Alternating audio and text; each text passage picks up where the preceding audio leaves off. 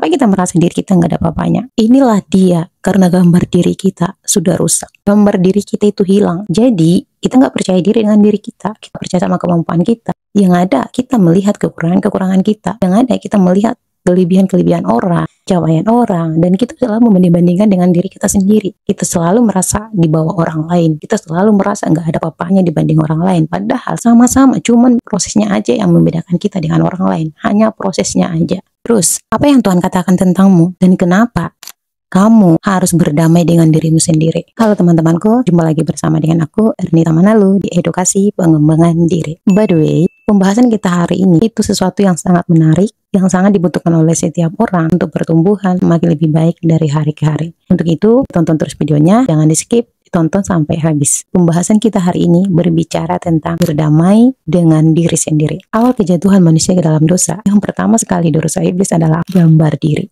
Oke, saya akan bawa kita flashback ke cerita Alkitab tentang kejatuhan manusia ke dalam dosa. Dimana ketika si ular berhasil merayu Hawa untuk menyentuh, mengambil buah pohon yang terlarang itu dan memberikannya ke suaminya, lalu mereka memakannya. Seketika itu terbukalah mata mereka, lalu mereka melihat mereka telanjang. Dan ketika mereka mendengarkan bunyi langkah Tuhan ada di taman itu, mereka ketakutan, lalu mereka bersembunyi. Lihat, yang pertama sekali dirusak iblis adalah gambar diri. Gambar diri kita yang sudah ditutupi Tuhan dengan kemuliaan, sehingga kita tidak melihat kekurangan-kekurangan kita tidak melihat ketelanjangan diri kita, karena sudah ditutupi Tuhan nih, sudah diselubungi Tuhan dengan kemuliaannya, hingga kita melihat diri kita itu sebagaimana Tuhan melihat kita, bukan dengan bersih kita sendiri, bukan dengan cara pandang kita sendiri, tapi dengan cara pandang dan dengan bersihnya Tuhan. Makanya selama Adam dan Hawa tidak menyentuh dan memakan buah pohon yang terlarang itu, mereka nggak menyadari mereka telanjang, mereka nggak melihat itu. Tapi seketika mereka sudah menyentuh dan memakan buah pohon yang terlarang itu, mata mereka terbuka dan mereka menyadari ternyata mereka telanjang. Inilah yang dirusak iblis, gambar diri. Dan ketika gambar diri kita sudah rusak, itulah yang membuat kita melihat kekurangan-kekurangan kita, karena kemuliaan itu hilang. Kemuliaan itu hilang, dan yang kita lihat adalah apa? Kekurangan-kekurangan diri kita. Oleh karena gambar diri kita yang sudah hilang, karena itulah kita melihat kekurangan-kekurangan kita. Oh, aku jelek, aku pendek, badan aku kecil, kulit aku hitam, rambut aku keriting, hidung aku pesek. Kita sering gak percaya diri dengan apa adanya diri kita. Kita merasa gak layak, merasa gak pantas, merasa gak bermanfaat, merasa hidup kita gak berarti, merasa kita jadi beban, merasa hidup kita itu gak berguna untuk keluarga, untuk orang lain. Kita takut mengutarakan pendapat, kita takut tampil di depan umum, kita takut mengambil suatu tanggung jawab, kita pesimis dengan diri kita nggak percaya sama kemampuan kita selalu memandang orang lain lebih dari diri kita. Padahal apa sih yang membedakan kita dengan orang lain? Sama-sama manusia, sama-sama ciptaan Tuhan, sama-sama makhluk mulia, sama-sama makan nasi, sama-sama hidup di dalam dunia. Terus kenapa kita selalu merasa nggak ada apa-apanya? Nggak ada yang membedakan kita dengan orang lain, kecuali dia hidup di awan-awan, mengambang di awan-awan, atau makanan dia benda-benda tajam, silet, batu, mungkin berbeda. Tapi selagi namanya manusia, pasti makan nasi. Jadi nggak ada yang membedakan kita dengan orang lain. Kita sama-sama ciptaan Tuhan. Kita sama-sama derajatnya. Nggak ada yang membedakan. Sekalipun dia presiden, sekalipun dia mungkin detailnya tinggi, kita mungkin di bawah, itu nggak ada pembedanya. Kita sama-sama manusia. Jadi, mengapa kita merasa diri kita nggak ada apa-apanya? Inilah dia, karena gambar diri kita sudah rusak. Gambar diri kita itu hilang. Gambar diri kita itu rusak. Udah dirusak sama iblis. Jadi, kita nggak percaya diri dengan diri kita. Kita percaya sama kemampuan kita. Yang ada, kita melihat kekurangan-kekurangan kita. Yang ada, kita melihat kelebihan-kelebihan orang, capaian orang, dan kita selalu membanding-bandingkan dengan diri kita sendiri. Kita selalu merasa di bawah orang lain. Kita selalu merasa nggak ada apa-apanya dibanding orang lain. Padahal sama-sama, cuman prosesnya aja yang membedakan kita dengan orang lain. Hanya prosesnya aja. Gambar diri kita rusak dari permasalahan yang saya sampaikan tadi. Apakah kamu ada salah satunya? Dan saya rasa setiap orang pasti ada di posisi yang sama. Setiap orang pasti merasakan hal yang sama. Inilah yang harus kita perbaiki. Terus caranya gimana? Ingat apa yang Tuhan katakan tentangmu. Dengarkan apa yang Tuhan bilang tentang dirimu. Simpan itu di dalam hatimu. Tanamkan itu di dalam pemikiranmu. Doktrinkan itu ke dalam dirimu. Apa yang Tuhan katakan tentangmu, harus itulah cara pandangmu ke diri kamu. Cara pandang Tuhan ke kamu, harus itulah cara pandangmu ke diri kamu. Cara Tuhan melihat dirimu, harus itulah yang menjadi cara kamu melihat diri kamu sendiri. Terus, apa yang Tuhan katakan tentangmu dan kenapa kamu harus berdamai dengan dirimu sendiri. Poin pertama, karena kamu berharga dan mulia. Lihat di dalam Yesaya 43 ayat 4, kata Tuhan, kamu berharga dan mulia di mataku. Aku mengasihi engkau. Bayangkan, di mata Tuhan, kita adalah pribadi yang berharga dan mulia. Jadi, kalau dunia bilang kamu nggak penting, kalau dunia bilang kamu nggak berharga, kalau dunia bilang kamu nggak bernilai, nggak ada apa-apanya, di mata Tuhan, kamu berharga. Kamu bernilai, kualitasmu tinggi. Mau gimana pun bentuk kita, mau kulit kita hitam, mau rambut kita keriting, mau hidung kita mancung ke dalam, mau badan kamu kecil, mau tubuh kamu pendek, kamu berharga, titik. Gak ada Tuhan bilang, kamu berharga dan mulia di mataku, dan aku mengasihimu. Jika kamu cantik, jika kamu tinggi, jika hidung kamu mancung, jika kulit kamu putih, jika rambut kamu lurus, nggak ada Tuhan bilang seperti itu. Yang Tuhan bilang, kamu berharga dan mulia di mataku. Aku mengasihimu. Titik. Itu berarti mau gimana pun bentuk kita, mau badan kita kecil, mau hidung kita pesek, mau rambut kita keriting, mau kulit kita hitam, mau hidung kita mancung ke dalam, kita berharga. Di mata Tuhan, kita berharga dan mulia. Titik. Jadi, berdamailah dengan dirimu sendiri, karena kamu bernilai tinggi di mata Tuhan. Poin yang kedua, karena kejadianmu dahsyat dan ajaib.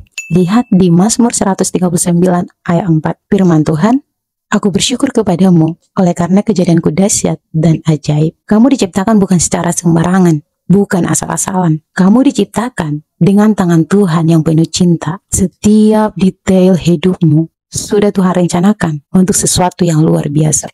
Lihat, dari ribuan sperma, bahkan jutaan, bahkan miliaran yang berhasil menembus dinding rahim mama kita, itu siapa? Kita. Yang berhasil dibuahi dan dilahirkan ke dalam dunia dengan baik, dengan tidak kekurangan suatu apapun. Itu siapa? Kita. Itu kenapa? Itu karena Tuhan punya rencana atas hidup kita. Tuhan punya tujuan atas hidup kita. Di dalam diri kita itu ada tujuan Tuhan yang harus dilaksanakan, yang harus dilakukan. Makanya kita dihadirkan ke dalam dunia. Jadi kita bukan hanya asal ada, asal lahir. Enggak. Sebelum kita ada, bahkan jauh sebelum kita terbentuk di dalam rahim, Tuhan itu sudah merencanakan kita. Kita itu sudah ada di dalam pemikiran Tuhan. Kita itu sudah ada di dalam rencana Tuhan. Kita hasil inisiatifnya Tuhan. Tuhan sendiri yang berinisiatif menghadirkan kita ke dalam dunia, menanamkan kita di dalam rahim ibu kita. Bukan semata-mata karena penyatuan tubuh, enggak. Bukan semata-mata karena kekuatan manusia, usaha manusia, ataupun karena penyatuan tubuh, tidak. Tapi karena Tuhan punya rencana atas hidup kita. Tuhan punya tujuan atas hidup kita. Jadi, berdamailah dengan dirimu sendiri. Yang Tuhan bilang, berdamailah dengan dirimu sendiri. Terlepas dari kekurangan dan kelebihan kamu, berdamailah dengan dirimu. Karena setiap kelebihan dan kekurangan itu adalah bagian dari rencana Tuhan. Itu adalah bagian dari karya Tuhan. Itu adalah bagian dari tujuan Tuhan. Kamu akan melihat pekerjaan-pekerjaan yang dahsyat di dalam setiap kekuranganmu yang akan Tuhan ubah menjadi kelebihan. Kamu akan melihat pekerjaan-pekerjaan dahsyat yang Tuhan kerjakan melalui setiap kekurangan-kekurangan kamu.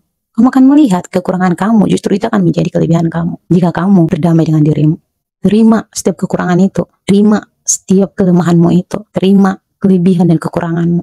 Jangan selalu berfokus pada kelemahan. Kalau kamu menemukan kelemahan kamu, berusaha untuk mengembangkannya, berusaha untuk keluar dari kelemahan-kelemahanmu itu dengan mengusahakannya untuk mengembangkannya, bisa kok menjadi kelemahan itu menjadi kelebihan. Berfokus pada kelebihanmu, lihat apa yang ada padamu, potensimu di mana, usahakan dan kembangkan itu. Jangan selalu berputar-putar di dalam kelemahanmu, jangan selalu berputar-putar di dalam kekuranganmu.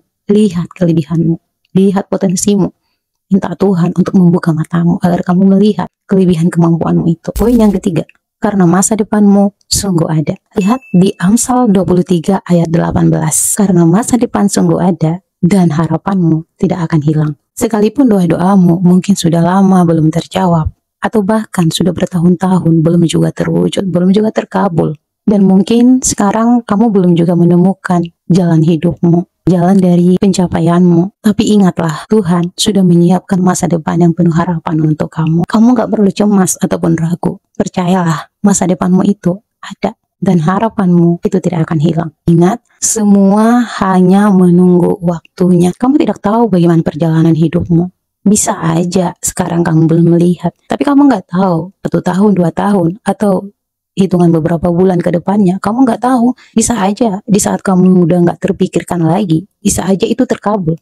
Dan ketika hal itu terjadi bagimu, kamu melihat, ini kan dulu doaku, ini kan dulu yang pernah aku minta sama Tuhan. Jadi di situ kamu kan melihat kerjaan Tuhan di dalam hidupmu. Intinya teman-teman, percaya aja. Ingat aja kan firman ini. Masa depan kita itu ada, dan harapan kita itu tidak akan hilang. Tetap aja nanti-nantikan itu. Tetap aja berharap sama Tuhan. Harapanmu di dalam Tuhan itu hidup kok. Itu nggak mati, tapi hidup. Jadi tetap aja nanti-nantikan itu dengan sukacita di hati. Berbahagialah di dalam menantikannya. Bisa aja, bahkan firman Tuhan bilang, lebih daripada yang kita pikirkan, lebih daripada yang kita doakan, lebih daripada yang kita minta, itu bisa Tuhan kerjakan di dalam hidup kita. Bahkan apa yang tidak pernah terpikirkan di dalam hati kita, itu bisa Tuhan kerjakan di dalam diri kita. Itulah karya Tuhan, itulah pekerjaan Tuhan. Pikiran Tuhan dan karya Tuhan, pekerjaan Tuhan, itu tidak terselami oleh manusia. Kita nggak tahu, hanya Tuhan yang tahu, itu rahasia Tuhan. Bagian kita adalah menjadi versi terbaik dari setiap harinya. Bagian kita adalah berusaha bertanggung jawab untuk semua yang Tuhan percayakan. Bagian kita adalah mengusahakan dan berserah sepenuhnya ke tangan Tuhan, ke kedaulatan Tuhan, ke ketetapan Tuhan. Ingatlah, Tuhan itu sudah merancangkan hidupmu sedemikian indah, lebih daripada yang kamu bayangkan. Akan ada saatnya kamu akan bersorak-sorai.